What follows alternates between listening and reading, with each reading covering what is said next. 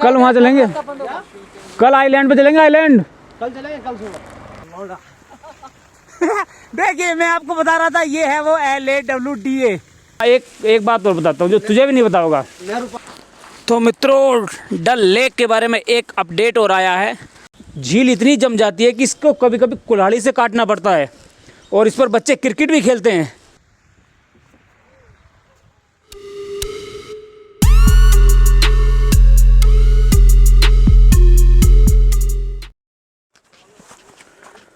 तो मित्रों, जैसे कि हम आपको डेली अपडेट दे रहे हैं, स्नोफॉल के कारण जो ये डल झील जमती जा रही है लगातार, ये हम आपको हर रोज़ अपडेट दे रहे हैं क्योंकि हमारी फ़्लाइट कैंसिल है। तो क्या करें, कम से कम झील का अपडेट तो दे ही दें। तो देख लीजिए कल क्या था डल झील और आज क्या हो गई है। देखिए लगातार जमती जा रही है और मैं इंतज़ार कर रहा हूँ कि कभी ऐसी हो जहाँ इस पर गाड़ी चल सके, लोग क्रिकेट खेल सके और ये इसको कुल्हाड़ी से काटना पड़े। मैं उस पल का इंतज़ार कर रहा हूँ। हालांकि धीरे धीरे ये जमती जा रही है और अगर 2 दिन पहले देखें और अब देखें तो ये काफ़ी हद तक जम चुकी है। अब वो एडवेंचर में देखना चाहता हूँ कि जब लोग इसको कुल्हाड़ी से काटते हुए दिखें, इस झील को, या इस पर गाड़ी चलें और लड़के इस पर क्रिकेट खेलते हुए हों।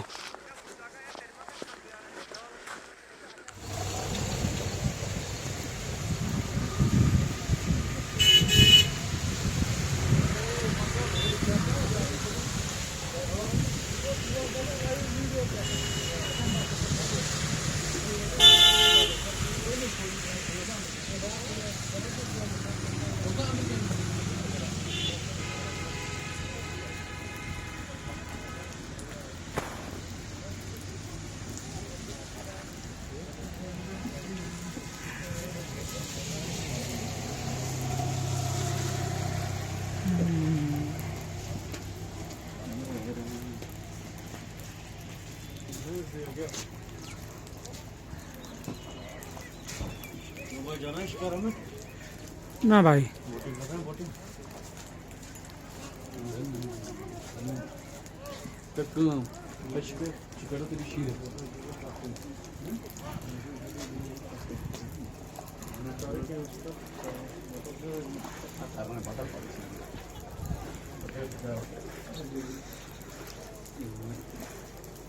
Apa mau ngajikan tuh?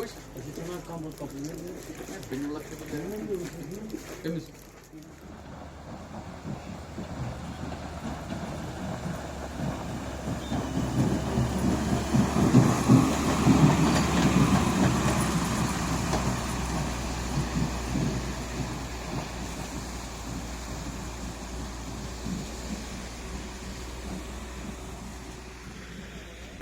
Tommy काट मत लिए यार।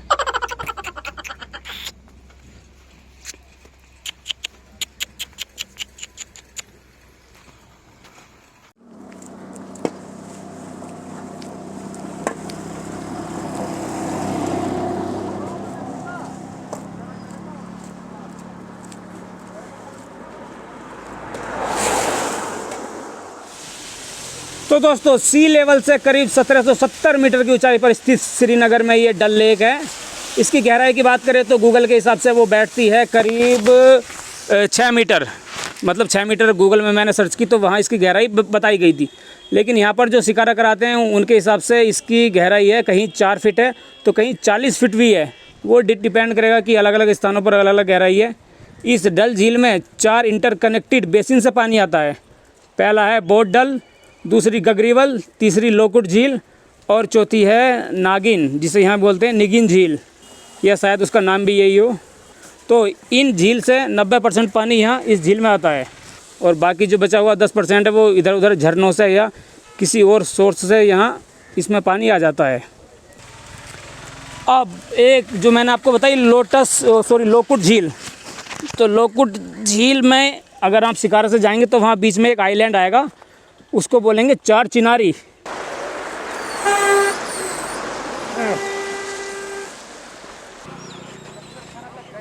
चार चिनारी,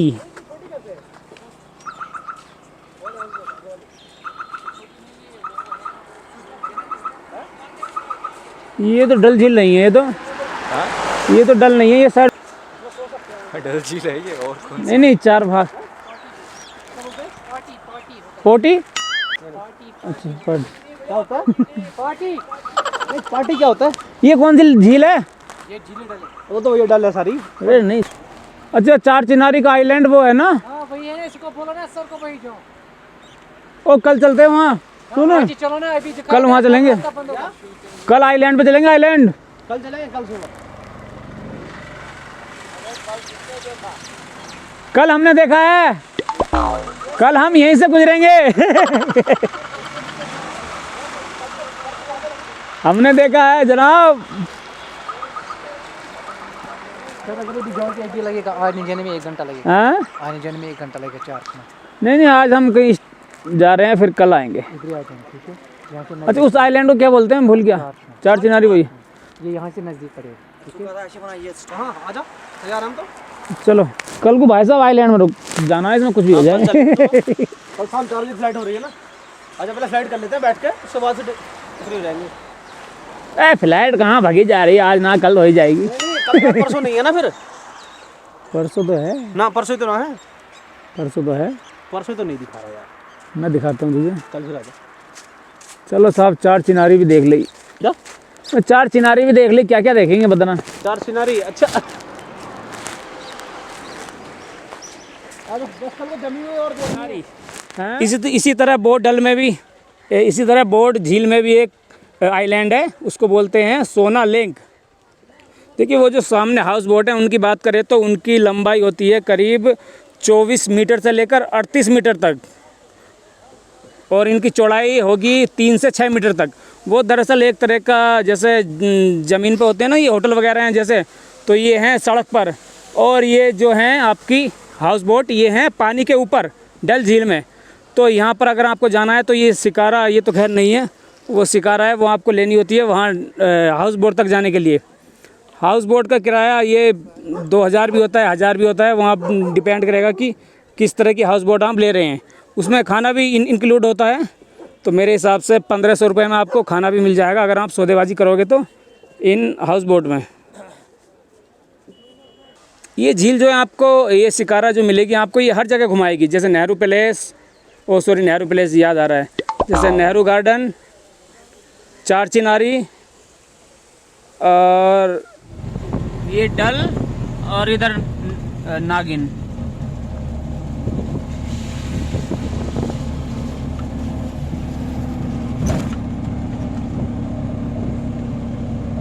देखिए होते वो बटेंडे टिंडे जो भी हैं।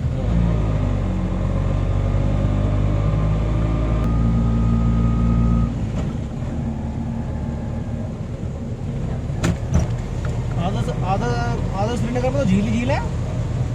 झील तो यार बड़ा, हाँ हाँ? श्रीनगर से यहाँ से घूम के। अच्छा हाँ झील तो इधर बड़ी है।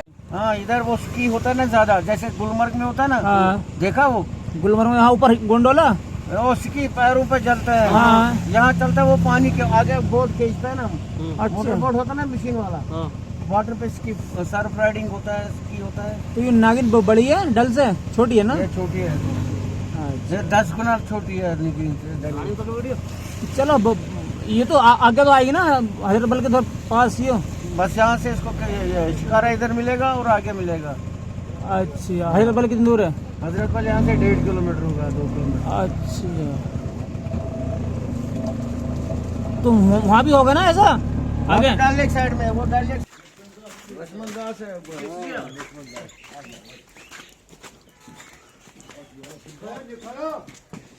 अच्छा ये है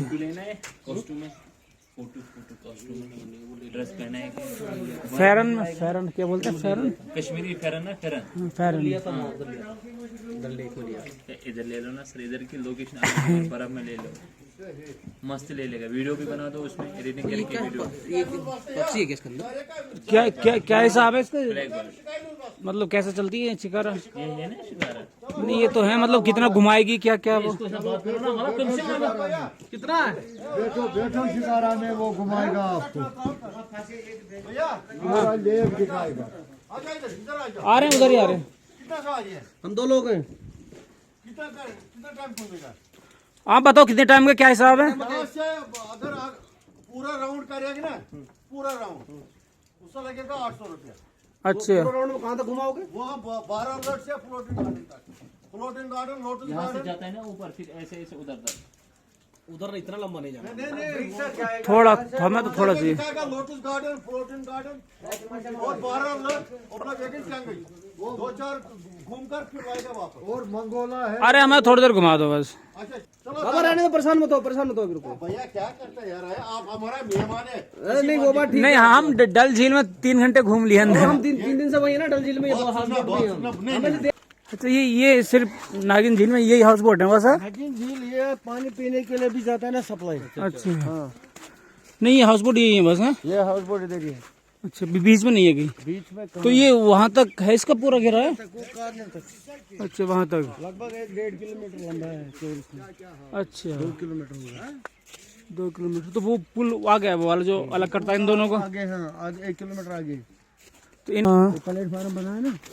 अच्छा जब वो पानी जाता ऊपर, अच्छा पानी फिल्टर का फिल्टर होके। हाँ अच्छा मतलब पीने के लिए, पीने के लिए है। घुमा लो ऑटो, घुमा लो। कहाँ ऑटो उधर है क्या? ये तो छोटी सी है। हम एक बार बैठे 200 रुपये की चीज है। गर्मी की चीज है ये। पानी बड़ा हुआ है गंदा। ये हाउस बोट तो बंद लग रही है। बंद है तो हाँ।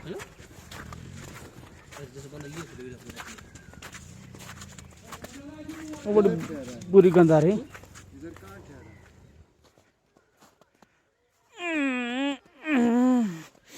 भाई यार सारे जूते गीले हो गए भाई।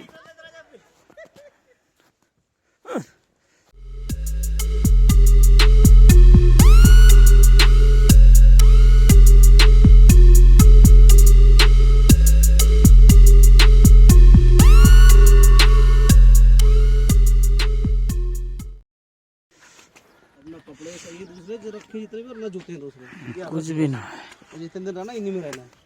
अब, कुछ भी सही ना है। सब चीज वो हो गई यूज। उसे मतलब रख जाइए। तो पकड़ लिया।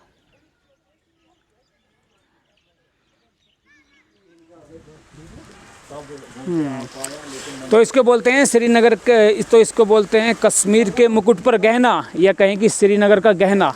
और ये गहना अभी जम चुकी है। ये है डल झील। हैवी स्नोफॉल के कारण इसके पानी के ऊपर जो है एक परत जम चुकी है हल्की हल्की सी। और जब शिकारा चलती हैं, शिकारा बोले तो एक तरह की नाव होती हैं, वो इस पर चलती हैं। और जब चलती हैं तो इसकी बर्फ़ जो है ना, ये इसको पहले तोड़ा जाता है धीरे धीरे करके। और ये शिकारा वाले बोल रहे थे कि ये झील इतनी जम जाती है कि इसको कभी कभी कुल्हाड़ी से काटना पड़ता है।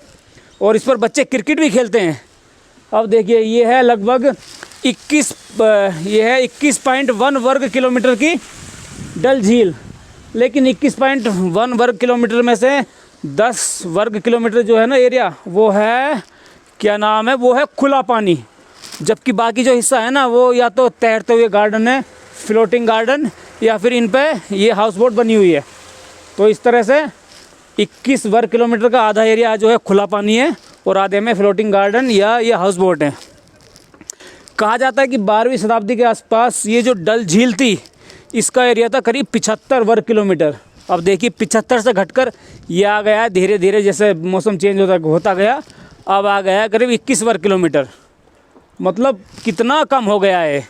वो हमारी भूल के कारण, हमारी तुम्हारी सबकी, क्योंकि पॉल्यूशन इसमें बढ़ रहा है। नाइट्रोजन और फास्फोरस की मात्रा लगातार बढ़ रही है, जिस कारण इस झील को काफ़ी नुकसान हो रहा है। और यहाँ पर ढेर हाउस बोट बनाई जा रही हैं, अतिक्रमण किया जा रहा है। लेकिन अब कुछ सालों से जम्मू कश्मीर सरकार ने इसको घोषित कर दिया है, क्या बोलते हैं उसको, नो कंस्ट्रक्शन जोन। मतलब अब कोई इस पर कंस्ट्रक्शन नहीं होता। जो पहले हो गया हाउस बोट, वो उस पर होती है। तो समय समय पर इसकी झील की सफाई होती रहती है। इसकी सफाई का जो जिम्मा लिया है ना, उसकी संस्था को बोलते हैं LAWDA। अब मैं इसको मिलाकर नहीं बोलूँगा, आप अपने आप अर्थ निकाल लीजिए। LAWDA, L फॉर बोले तो लेक्स, LA बोले तो and, W waterways, D for development और A फॉर अथॉरिटी, LAWDA। अब हिंदी में आप समझ लीजिए क्या होगा। अगर मैं इसको यहाँ बोलूँगा तो आप पता नहीं क्या समझेंगे। तो इस तरह ये बहुत 21 वर्ग किलोमीटर में फैली हुई डल झील है। हाउस बोट आप सामने देख सकते हैं, उसमें से जैसे होटल होता है ना, सेम वैसे ही होती है ये। यहाँ रूम होता है, नाइट स्टे आप कर सकते हैं। जिस हिसाब से आपका बैलेंस हो या जिस हिसाब से आपकी सौदेबाजी करने की क्षमता हो, आप मान के चलिए जितने ये रुपए बताएंगे उससे आप तिहाई कर लीजिए। जम्मू कश्मीर में यही है कि बहुत हैवी रेट बताते हैं हर चीज़ के ये, तो आपकी बारगेनिंग क्षमता अच्छी होनी चाहिए। जितने बताएं उससे तिहाई कर लीजिए, उसके आसपास इनको दे दीजिए। इस हाउस बोट में बिल्कुल हर चीज़ आपको मिल जाएगी, जैसे होटल में मिलता है ना, रहना, खाना पीना, गीज़र, हीटर सब यहाँ पर मिलेगा। कोई दिक्कत वाली बात नहीं है। अब ये हमारा साथी कह रहा है चलो चलो, लेकिन हम पता नहीं जाएंगे कहाँ। और इसमें जून जुलाई मतलब गर्मियों के समय ये जो है ना फ्लोटिंग गार्डन, इसमें उगते हैं फूल कई तरह के। कमल का फूल हुआ, कुमुदिनी का फूल हुआ, मतलब इस तरह ये लेक ऑफ फ्लावर्स भी कहा जाता है इसको, लेक ऑफ फ्लावर्स मतलब झीलों फूलों की झील। तो ये काफ़ी अच्छी झील है। आप यहाँ शिकारा कर सकते हैं। शिकारा वो है, पता नहीं इसमें दिख पा रही होगी या नहीं। शिकारा का चार्ज होता है लगभग, आप मान के चलिए कितना होता है भाई? 500 रुपये एक घंटे के। 500 रुपये एक घंटे का थोड़ी है ये, लेकिन कम कर सकते हो। हाँ, मतलब ये मांगेंगे आपसे 500, 600, 1000 या जितने भी मांगे, तो आप ये 2-3 घंटे आपको घुमाएंगे लेक में। या अपने टाइम के हिसाब से आप तय कर सकते हैं कि कितना आपको घूमना है। लेकिन कोशिश कीजिए कि रुपए इनको जैसे अगर 500 बता रहे हैं तो 200 रुपये दीजिए, ये आपको आराम से घुमा देंगे। इस झील का ये फ़ायदा है कि आपने ये मकान देखे होंगे ज़मीन पर, लेकिन यहाँ पर हाउस बोट पानी में आप स्टे कर सकते हैं। और यहाँ पूरा बाज़ार भी लगता है। आप वहाँ देखेंगे, अगर आप शिकारा करेंगे तो इसके आसपास आते रहते हैं बोट वाले, वो आपको कोई फल लेकर आएगा, कोई केसर, मतलब कोई ये कश्मीरी जो वो होते हैं क्या नाम, जवाहरात वगैरह, तो ये आपको हाँ मतलब हर चीज़ आपको ये पूरा मिल जाएगा। एक तरह का पूरा डल झील में मार्केट लगता है। आप अपने हिसाब से यहाँ ये नाव वाले आते रहेंगे, जब आप शिकारा करेंगे तो आप इनमें से कुछ भी खरीद सकते हैं। ये दरअसल लेक जो है ना डल झील, वो इसमें पानी आता है 4 झीलों से। एक नागिन है, हालांकि नागिन झील अलग है डल झील से, वो हम आपको पहले दिखा चुके हैं। तो 4 जगह से ये झील कनेक्टेड है, बेसिन बोलते हैं उनको। तो वहाँ से इसका लगभग 90% पानी आता है। अब आप मान लीजिए कि कितनी बड़ी झील है ये है भारत की दूसरी सबसे बड़ी झील। पहली है वुलर झील, वो भी जम्मू कश्मीर में ही है। तो देखिए कितनी खूबसूरत है ये। आप बर्फ शुरू हो गई। बर्फ तो शुरू होगी यार, मैं जाना कहाँ है तो बताओ। क्या डाटा वाटा करने के लिए गली में? अच्छा, वो कंप्यूटर की दुकान, हमारा डाटा भर चुका है बहुत ज़्यादा, तो हम डाटा ट्रांसफ़र करेंगे। लेकिन उससे पहले हाँ एक बात और बताता हूँ जो तुझे भी नहीं पता होगा। अब लगा लीजिए कि 1965-66 में यहाँ एक सर्वे किया गया था यहाँ की पानी का। उसके बाद 1985-86 में जब दोबारा इसके सैंपल लिए गए तो इसमें पता लगाया कि इसमें नाइट्रोजन और फास्फोरस बहुत ज़्यादा है, जिस कारण इसमें जो मछली होती है ना वो मरती जा रही हैं लगातार। ये झील जो है मछली उत्पादन करने का भी एक बहुत बड़ा केंद्र है। तो इसमें अब जब नाइट्रोजन, फास्फोरस या प्रदूषण या ये जितने जो होते हैं ना फूल वगैरह जो उगेंगे गर्मी में, वो सड़ते हैं, गलते हैं, या आदमी इसमें पोल्यूशन डालता है, तो इस कारण ये झील या इसके अंदर जो मछलियाँ वो मरती जा रही हैं। इसमें कार्प्स होती है शायद एक मछली की प्रजाति, उसका बहुत ज़्यादा नुकसान होता जा रहा है, मतलब बहुत उनकी संख्या घट चुकी है। हाँ, यहाँ कश्मीर की एक 7 साल की बच्ची है, उसका नाम जन्नत है।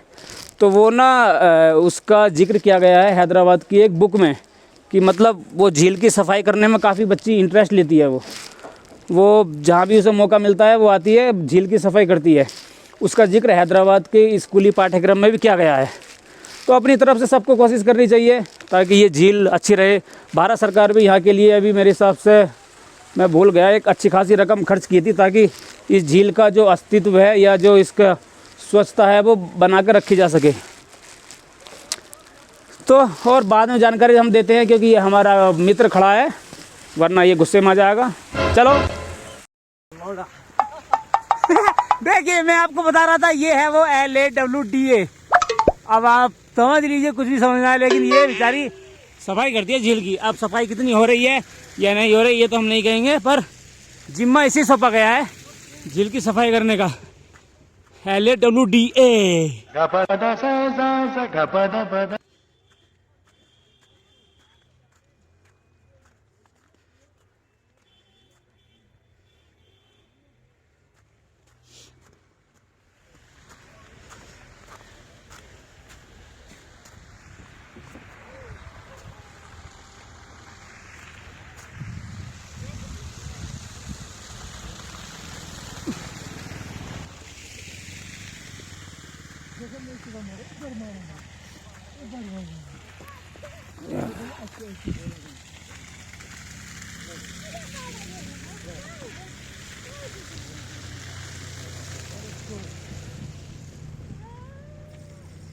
पानी आ रहा है, मैं सूरज जम गया होगा यार।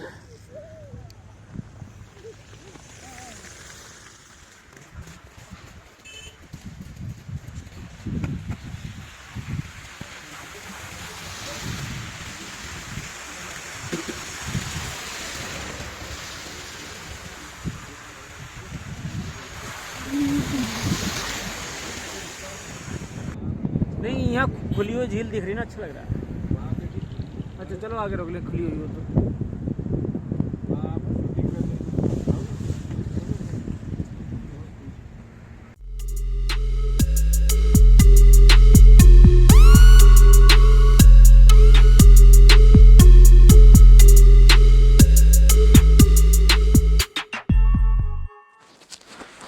तो मित्रों, डल लेक के बारे में एक अपडेट और आया है जो हम आपको दिखा देते हैं। थोड़ी सी दिक्कत पड़ रही है, पैर धस रहे हैं, लेकिन भैया अपडेट तो आपको देना ही है ना। ये देखिए, अब आप पहले की तुलना में या फिर आप देख लीजिए कि ये कितनी जम चुकी है। 1-2 दिन अगर और धूप निकलती गई तो ये बिल्कुल पत्थर की तरह जम जाएगी, ये जो अंदर बर्फ़ पड़ी हुई है। ठीक है भाई। और जो मैंने आपसे बात की थी ना पहले कि 21.1 वर्ग किलोमीटर का जो एरिया है, उसमें से करीब 11.4 का जो एरिया है ना, वो खुला पानी है। तो ये वही एरिया है, खुला पानी।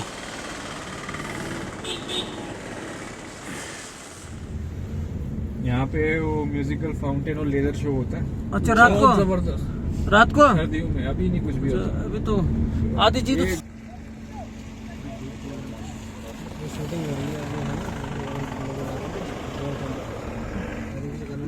ड्रोन कैमरा तो अलाउ ना आया। हो रही है, वो चल रहा है।